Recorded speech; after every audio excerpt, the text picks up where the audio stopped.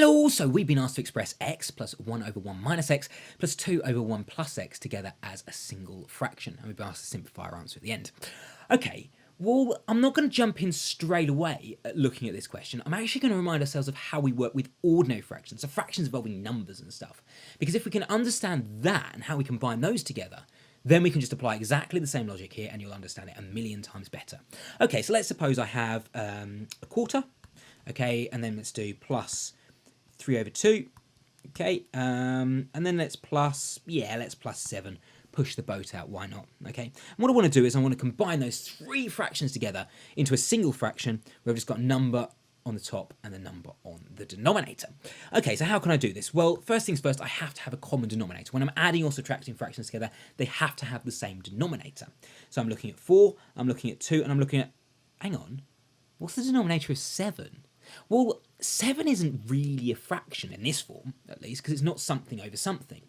So what I do is I just stick it over 1. Okay, so I can convert any whole number into a fraction just by sticking it over 1. Okay, and would you be happy then I could have any equivalent fraction, like 14 over 2, which is 7, or 21 over 3, because this line in the middle is called a vinculum, and it literally just means divide. So 7 over 1 literally just means 7 divided by 1. Okay, so the three denominators I'm looking at are 4, 2, and 1. Now, you've probably done a lot of work with these fractions before, that you want to look for the lowest common denominator. Now, all that literally just means is you're looking for the lowest multiple of all of these three numbers. So in other words, these three numbers have got to be factors of this number, and it's just the lowest one that you can find. So would you be happy that the lowest common denominator of these three numbers, 4, 2, and 1, is 4? Yeah, because 4 is obviously a factor of 4, okay? 2 is obviously a factor of 4, and 1 is obviously a factor of 4 as well. So the lowest common denominator of these three numbers is 4. But what if we couldn't see that? You know, the reason why we want to work with lowest common denominators is because the numbers are smaller, and it's probably less work, okay? But sometimes it's really difficult to see the lowest common denominator. So what we want to do is we want to come up with a technique that will always work, even if we can't find the lowest common denominator. And the technique is we just multiply these three numbers together. So just multiply the denominators together, and that will find a multiple of all of those three numbers. You know, and those three numbers will clearly be factors because we've literally multiplied them all together. So obviously they're going to be factors. Okay, so if you multiply 4 by 2 by 1, we'll just get 8. Okay, so actually an equally good common denominator would be 8. So now what we've got to do, is we've got to convert each one of these fractions into something over 8. So what we do is we just multiply each fraction by anything we like, as long as it's 1. Okay, so we've got to multiply by something over something, and those two things on the top and the bottom have got to be the same, because that's 1. Okay, so remember I'm after over 8 on the denominator, so whatever this goes here, okay, it's got to be 2, because 4 times 2 is 8, okay, so I need to get 8 on the denominator. So to get to turn 4 into 8, I need to multiply by 2, but I also need to multiply by 2 on the numerator as well, because remember I can multiply by anything as long as it's 1. Okay, same thing here. I want a common denominator. I want a denominator of 8. Okay, so what's the second fraction going to be? What am I going to have to multiply 2 by to get 8?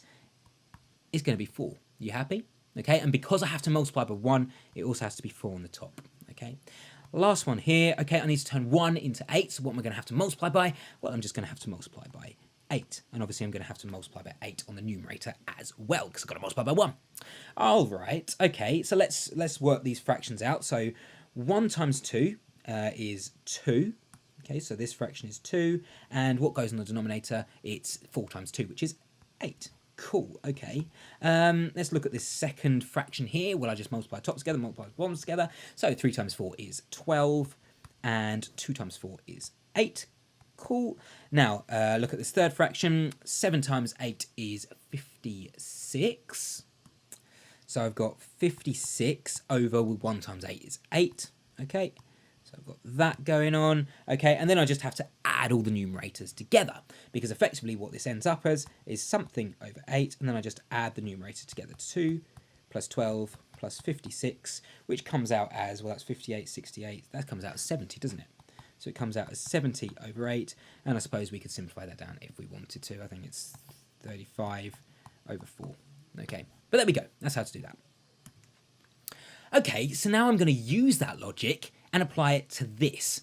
So first things first, I need to look for a common denominator. Well, the common denominator is just going to be all the denominators multiplied together, because here I've got numbers. I've got no chance of finding the lowest common denominator, so I just need to find a common denominator. So let's just multiply all the denominators together. But notice here, I've got the same thing as I was going on with the 7, okay, because I've just got a single x on its own. That's just like a single 7, okay? So I just have to assume it's like a whole number, so I just stick it over 1. Okay, so I'm looking for a lowest common denominator of 1, 1 minus x, and 1 plus x. So I just multiply the three things together. So I've got 1, 1 minus x, don't forget your brackets, times 1 plus x. Okay, and then I could expand that out and whatever else, but I'm just going to leave it as the 1 minus x, 1 plus x, to kind of factorised form first of all. Because otherwise, if I multiply that out, I'm going to end up with a quadratic. It's more work. I don't need to do it for the moment. Okay. Okay, so I'll just simplify that down. That is just 1 minus x, 1 plus x. So that is the lowest common, or that is the common denominator which I'm looking for all three fractions. So, okay, let's take my first fraction, my second fraction, my third fraction. What am I going to have to multiply my first fraction by so that I have 1 minus x, 1 plus x on the denominator? Well, are you happy it's got to be multiplied by 1 minus x, 1 plus x? Okay, because 1 multiplied by 1 minus x, 1 plus x, okay, is going to give me my 1 minus x, 1 plus x, which is on the denominator, which is what I need, okay? But I'm also going to have to multiply the same on the numerator as well, because I have to multiply by anything as long as it's 1. So same denominator, same numerator, same denominator. Okay, well, let's take my second fraction then. Well, I've already got a 1 minus x, okay? So what am I going to have to multiply 1 minus x by to get my 1 minus x, 1 plus x? Well, you're happy it's just going to be 1 plus x, okay? It's just going to be 1 plus x. But of course, I'm going to have to multiply by the same on the numerator as well. 1 plus x. Okay, really good tip here. Make sure you use brackets, okay? Because otherwise things could get really confusing. So make sure you use brackets. Okay, let's look at my last fraction then. Well, I've got a 1 plus x, and I want a 1 minus x, 1 plus x. So I'm going to have to multiply 1 plus x by to get a 1 minus x, 1 plus x. Well, are you happy? I haven't got a 1 minus x. I'm just going to have to multiply by 1 minus x. So I'm going to have to go 1 minus x on the denominator, and of course I'm going to have to multiply by 1 minus x on the numerator as well. Okay, and then it's just a case of expanding all of that out. Okay, let's take it one step at a time then. So I've got x, look at my first fraction, x, 1 minus x, 1 plus x. Okay, I'm just going to write it together as a single fraction first of all, then I'm going to expand and everything out. Then I've got 1 times 1 plus x, so you're happy that's just going to be 1 plus x, okay? Then I've got plus 2 times 1 minus x. And that's all going to be over the same denominator, which I've just worked out, is 1 plus x, 1 minus x. Okay, let's expand this thing out then. So let's have a look. I'm going to have to expand this quadratic out. So I'm going to have well, I'm going to do it in parts. I'm going to have x times by, well, what is 1 times 1? I can do that. That's 1. What is 1 times x? Well, that's just going to be an x. Okay. What is negative x times 1? Well, that's just going to be minus x. Okay. And then what is negative x plus times positive x? Well, that's just going to be a negative x squared. Okay, I can see something going to cancel in the middle there. I've got an x and a minus x, so bear that in mind. Okay, let's work on this. Well, I've got brackets around my 1 plus x, but you're happy because I'm adding them all together anyway. I don't need to worry about the brackets anymore, okay, because it doesn't matter what order I do it in, because I'm only adding. So I've got 1 plus x in the middle, and then here, let's multiply this bracket out. So I've got 2 minus 2x. Okay, and that's all still over my groovy denominator. 1 minus x. Okay, let's have a look then. Let's multiply x by everything inside this bracket. So remember, I've only got two things now because they cancel off. So let's have a look at this, shall we? So I've got x minus x cubed, okay, because that's x multiplied by this whole first bracket here. Then I've got plus 1 plus x. So let's have a look at this, actually. I've got 1 here and I've got 2 here. So you're happy I've got 3 in total.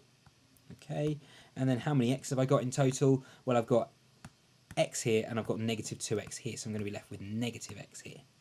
So I've got negative x, and that's still over my groovy denominator. Looking groovy about a second. 1 minus x. Let's have a look. Oh, look, hang on a minute. I've got an x, then a negative x. They cancel off.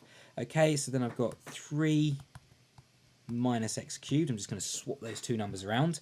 All over. I've then got 1 plus x, 1 minus x. I'm going to expand that thing out. That's just the difference of two squares. You can verify it yourself. It's going to be 1 minus x squared. There we go.